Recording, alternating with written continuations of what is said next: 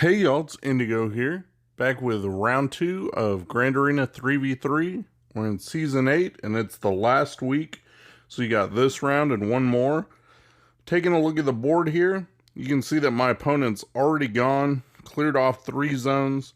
He's working on that back zone, but he has made a couple mistakes already, which gives me a little bit of breathing room, which is always nice. I went a bit heavier on defense this time. Let me show you what he's got. Grievous up top, some First Order, some Geos. You can see Asajj is down there. He's got a Nightsisters squad with Xeris in it, though. So that's what he's got guarding the top. And then let me go ahead and show you on the bottom here. This is where we're going to go, of course, first. You can see that he's got Rey out front. And he's got Mother Talzin, Nightsister team with Daka and Spirit. Look at his Rey. He's got Mission and Zalbar. And then a Dooku team there. So we're going to go ahead and go this way first. Just because if we don't beat Rey, what's the point? So here we go. Rey with Mission and Zalbar. Which, again, I've not been up against. So we'll play it kind of the same. I stunned Zalbar. Right here with Hux, I was debating about sending attacks at Zalbar, but I figured it'd be an extra hit against him because you get 3 hits on a stunned enemy with your basic.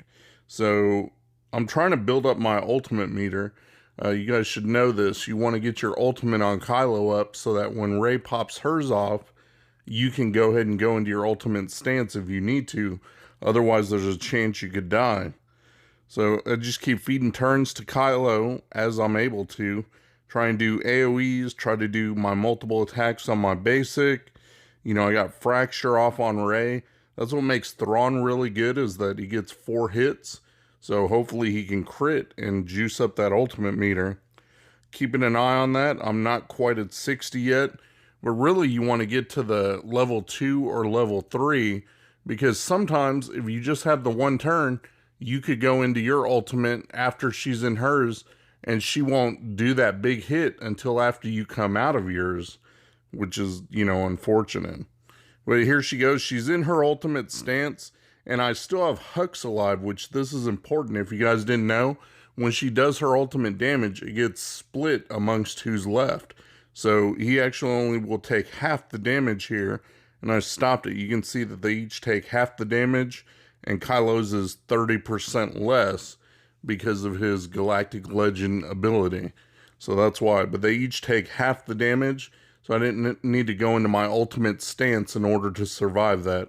So that means I still have it available right here where it's at 100%. So I can go into my ultimate. Now there's no fear of dying. She can't heal back up because there's no health steal. She can't do any damage. So all I have to do is just keep hitting her with a basic. Do a double tap, got her in the red, and you see that she can't heal back up. So there we go. Was able to beat that. Full health, 47 banners. Best you could hope for, really. Alright, this next fight I wanted to try out for the longest time. Normally I use like First Order with Watt if I'm going to kill Nightsisters.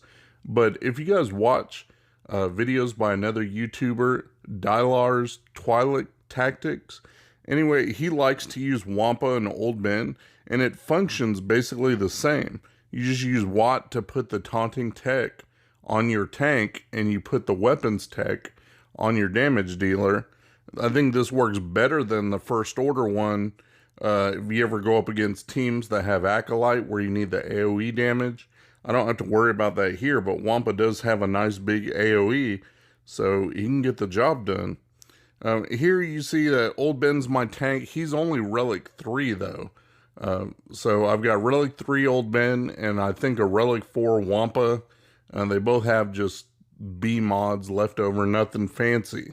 So maybe it doesn't work quite as well as my First Order would, since they're all high Relic, Relic 7 and whatnot. But you can see in principle, it's still the same. I've got Old Ben. They're just not going to be full health, full protection. You can see he's missing a good chunk right there. But Wampa's still able to kill and do his thing. I just got Daka left to deal with, and Daka's not bringing anybody back because of the weapons tech on Wampa. So it really doesn't matter if any of my guys die. There's no way that others can come back. Now I just have to kill Daka and it's game over. So there we go. Teamwork just fine. I ended up with 53 banners, which is great. And I got that Wampa feat, which is, I figured I might as well try and just pick that up. Normally I don't care about feats, but that one was interesting. So for the last team down south, I just went in and took in my JTR. It works pretty well if you throw in both droids, BB-8 with C-3PO. The speed boost to that is enough to make them go first. I can go put some damage down on Dooku. You see I got enough turn meter to be able to take him out right away. Once he's gone, you don't have to worry about him going under stealth, feeding turn meter to the rest of the team. Sunfac is over there, not really doing a whole lot of anything. Did a taunt, but they're both taunts, so it really doesn't matter. It's just two tanks. Without Dooku there to do damage and counterattacks and all that good stuff, these two really don't do a whole lot. Go after Sunfac, take him out. Now just Magna Guard left to deal with. And it's just a matter of putting enough damage downfield to take him out. You can see C-3PO doesn't add a ton, I guess. I mean, that confusion, but, you know, no damage capability. But between BB-8 and Rey, they got it done. 53 banners. Not too bad. With that, it's going to open up that back zone, and I can see what he's got back there, if there's anything too tough.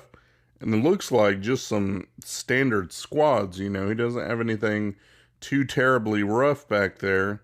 A Nute team, some Finn Resistance, ST Han team with Nest, I mean, and some bounty hunters. Nothing too bad, things that I should have counters for. So let's go ahead and go back up top.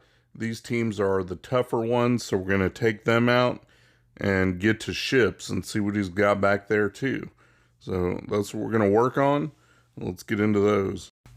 First up, going to take out his Geos squad. You guys have seen this plenty of times, and it really doesn't matter in 3v3 because they're slower to get started. But as long as you've got good relics on your Trey and Scion, and mine are both R7, and they're both modded specifically for this. I love when people put Geos on, because then that just means I can, you know, use these two and save my Nihilus for something else. I don't really need to use them. Even in 5v5, all it takes is Trey and Scion. I mean, sometimes you can get unlucky, but it's very, very rare that it happens like that. Trey and Scion are enough to get the job done, so that's what they're doing. You can see Brute is isolated. Took out one, working on taking out the others here. And that's that. Easy and done. 52 banners that time. Sometimes it's 53. Not a bad score, I would say. This one, okay, this team sucks. Like, don't try it. I know people do try Padme against Grievous. Oh my god, this team is a freaking nightmare. Like, stick with Jedi or stick with Rex Clones. Rex Clones is the easiest counter for three-man Grievous, you know, B1 and B2. This Padme team is shit. Maybe I should have swapped out, you know, Anakin or GK or somebody with Ahsoka, maybe. But then you know, you don't get to use her with 501st. So it's a choice. You know, your characters get spread a little thin. I went ahead and took in my Padme thinking, okay, this is what I'll use to counter Grievous. And this shit does not go well. I sped it up a little just so you could see, like, once Anakin died, it was game over. And keeping him alive was kind of a pain. And I just can't do enough damage on B2 to make anything happen. I was trying to see if, okay, if I could take him out, then I could work on taking, you know, B1 out. That wouldn't be a problem. But I just could never get through B2 with only Padme and GK there. You see, they keep going down to low health. Padme's able to keep healing. But you just can't do it. Not without Anakin, the main damage dealer there. And he wasn't able to get off much hits of anything when he was alive anyway. So, look at that. I mean, she's stunned. Every time you're just losing turns, the protection up mechanic is about the only thing keeping them alive, is they get enough protection up, like from the assists of B1. So you can see Kenobi gets that locked protection, but it's not enough to build up like a significant stack of courage where they can just one-shot people. So this is probably the most frustrating counter. And you can look at the clock. There's about a minute left on the clock. So right away, it's just no progress. It's like even if I did get B2 down, nothing would happen. So I just forfeited. This is how you should take out this team. If you guys aren't using this, this works fine too. Just take in CLS Han Chewie. Go straight after B2. He's stunned, so he's not going to be able to do anything. I went ahead and got in a hit on Grievous there. Just wanted to be able to take his turn meter down. He went ahead and marked B2 anyway, so there we go. Took out B2. Now he's gone. Now it's just B1 and Grievous to worry about. And you can't really dogpile Grievous. You got to kind of put up with some damage. Luckily, my CLS Han and Chewie are all Relic 7. And that's how they should be. I mean, this is a great counter team for a lot of squads. You guys should be putting relics on these guys. They're well worth taking R7. And look at that. Tore right through it. Got 31 banners. Perfectly fine for me. I should have just done that to begin with. Saved myself an extra 20 banners. But, you know, it is what it is. So, that's done. Had to waste an extra squad. But I do have enough squads to clear his ground squads as long as all the rest of my squads work. So hopefully that's the case. I went ahead and took gas in here. And this is what I was talking about earlier. See, if I didn't have Ahsoka, then I would have to two-man this. And then you just never know. You might get stuck behind Zombie's taunt without having her there for the dispel. It's just something you got to deal with. And it's really nice kind of having her because you just have that extra option where she can get rid of that. And then she does her big hit and assist. I mean, the extra damage is super helpful. So I guess just all a give and take when you're doing 3v3, trying to think up some different combinations. Went after Zera's first, get her out. That way you don't have to worry about the passive healing and her main heal every once in a while. And then the rest just fall like dominoes. So 53 banners there. Okay with that as well. This is the one that I was nervous about. Without having my CLS, I was going to use CLS on this team. And even that does make me nervous sometimes. But I was a little bit faster with my OG Kylo. And because I was faster, I figured I could risk it. Mine would go first. He did his AoE. And that way it boosts turn meter for the team. And I'm able to stun his crew. That 2-turn stun. So it lets you kind of get the upper hand. There's no officer or Hux or anybody in here to dispel. And so they're stuck under that stun. As long as you can get the upper hand, you'll do okay. And so this is what I'm trying to do now. I'm trying to take out one of his guys, his turn meter engine, basically. So that way I can, you know, stay on top here. And then, unfortunately, my crew got stunned. So, thankfully, he's got low tenacity on his. So, I was able to turn around, stun his crew right back. But you really are in a race against the clock. You got to get rid of his characters so that he's not constantly boosting turn meter. And then you can get ahead. So, I've got 2 characters stunned. He's still got my crew stunned. Nothing I can do there, but took out his Kylo. Now he's not able to feel the turn meter like I can. I just got to keep everybody alive. You see my Executioner's a little low over there. So right here is a bit of a gamble. I was thinking about where I should stun. I didn't want his Executioner to, you know, go crazy. And thankfully he didn't. So his crew's under control. Now it's just a matter of taking out his Executioner. And I can keep his crew under control. It's manageable now. As long as I keep boosting the turn meter for my side, they don't get to go. So working on his Executioner, he does heal. Thankfully, with OG Kylo there, you've got that healing immunity. And that comes in pretty important to be able to take these guys out. So I keep using my stuns on his crew. Took out his Executioner. And now I can kind of take my time. There's not really a way to heal up all the way. Because you're going to heal up on buffs, but you don't get a ton of those to be able to heal back up your protection. So I'm doing what I can, But at this point, it's like, as long as I just win, I'm okay, because my opponent struggled quite a bit. So even if he clears me, I'll still be fine. And then I beat these guys, and it just took forever for the game to load up my score, looking at it. But I ended up getting it. It was 52 banners. It counted successfully. So thankfully got through that. That was the one that had me super nervous. But I made it, and you can see that he's got Malevolence in back. No problem there. I beat Malevolence all the time, so I should do fine there. And it's not yet 7 stars, so that's one less reinforcement I have to worry about. We'll go ahead and skip to the end. You can see that I got 64 banners on that. My Negotiator versus his Malevolence. Usually that's the way it goes. Pretty easy. So did that. Now I just got a few more ground squads left to take out, and that'll be it for this round. So let me show you guys this bottom zone here. We'll go back through these because I got a plan on how I want to take these out. Again, I just need everything to work on the first shot. As long as it does, I should be okay. We're going to start off with his Nute team here and go from there. I saved my Geos just for his Nute squad. That seems to be what the cool kids are using these days. So I don't like using Geos on offense.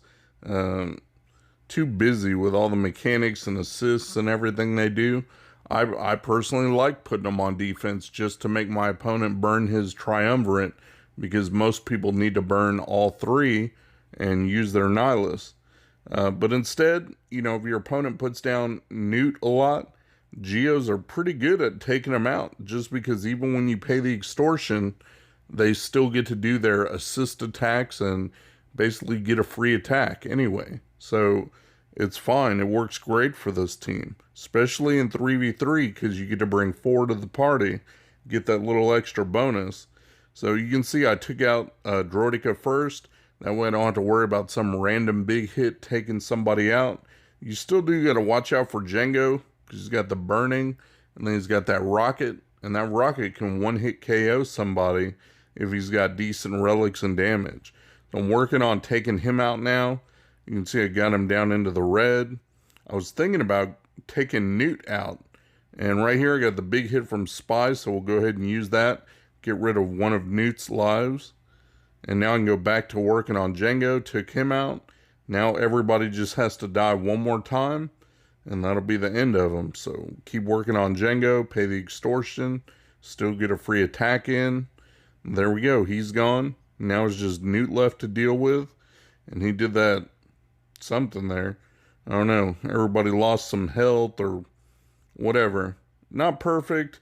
51 banners. That's fine with me. I'm not worried about getting all their protection back. I just want to win. Beat them all in the first attempt. I'll be fine here. For this one, okay. So I did the Geos versus Nute.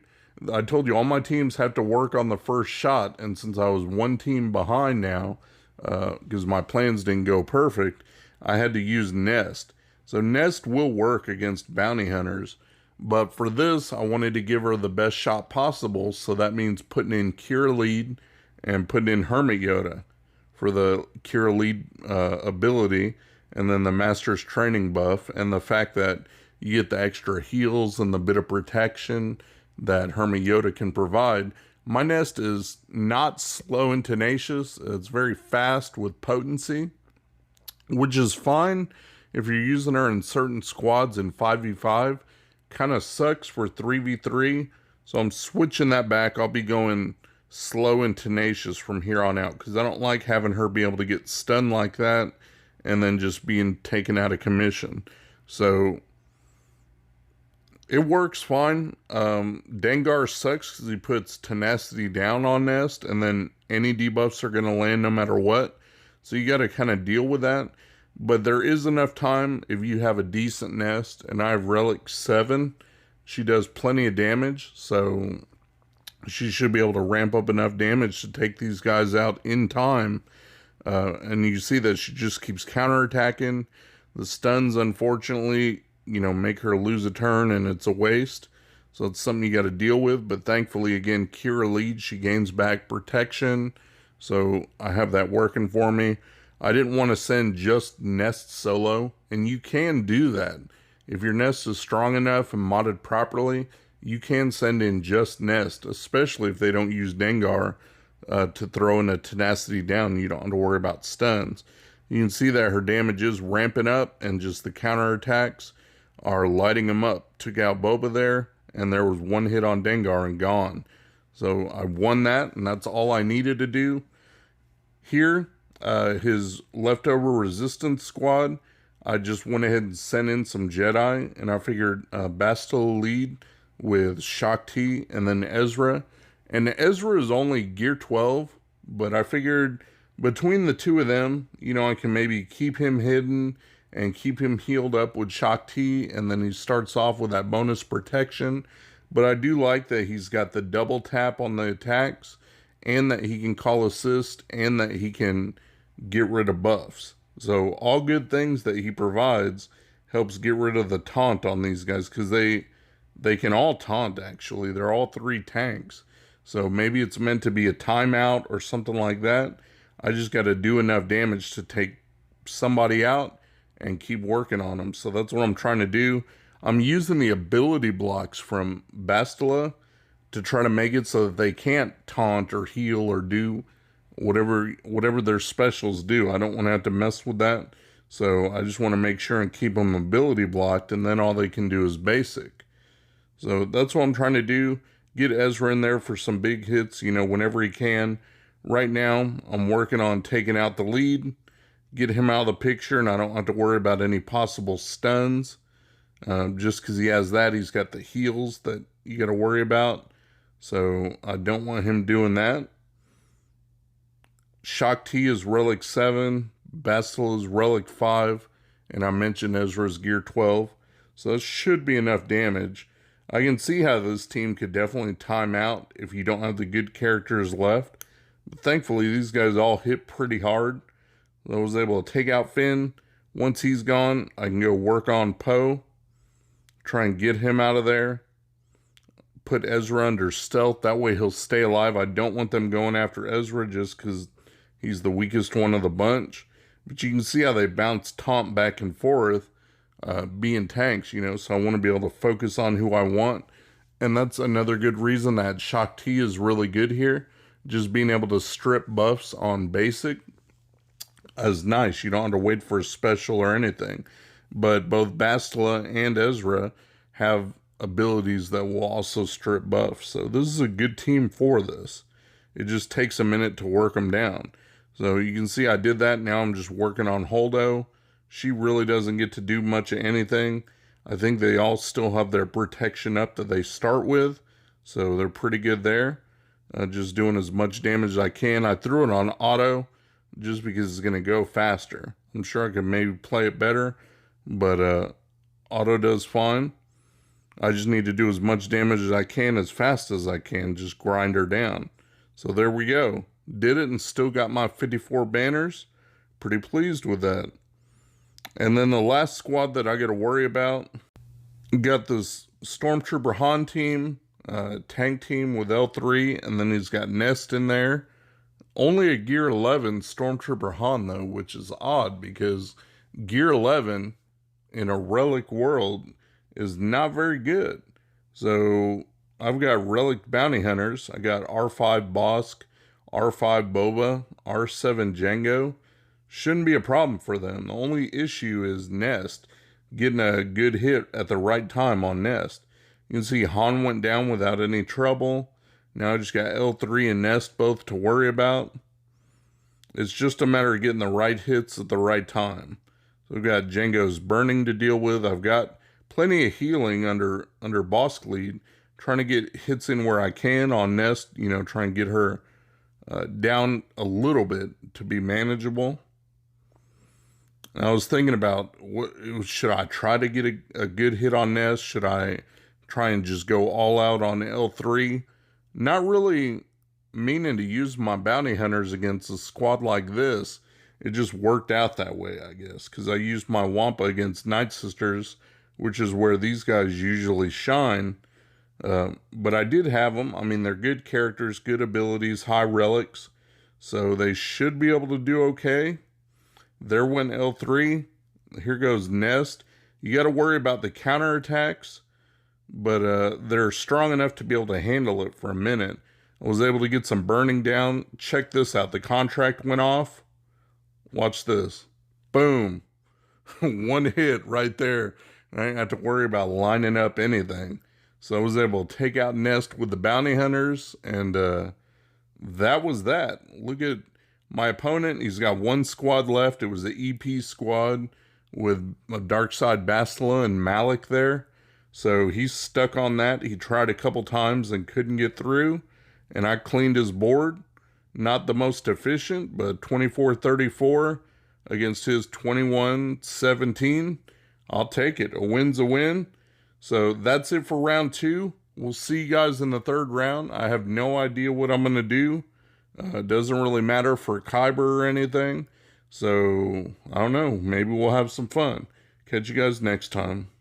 Shout out to my buddy Mikayas. He runs a modding service.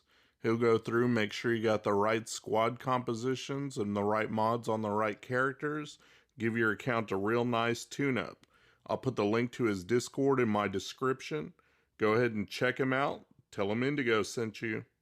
Thanks for watching my video, guys. If you enjoyed the video, please give me a thumbs up, subscribe, share your comments down below, and hopefully you'll check out my other videos on my channel. Peace.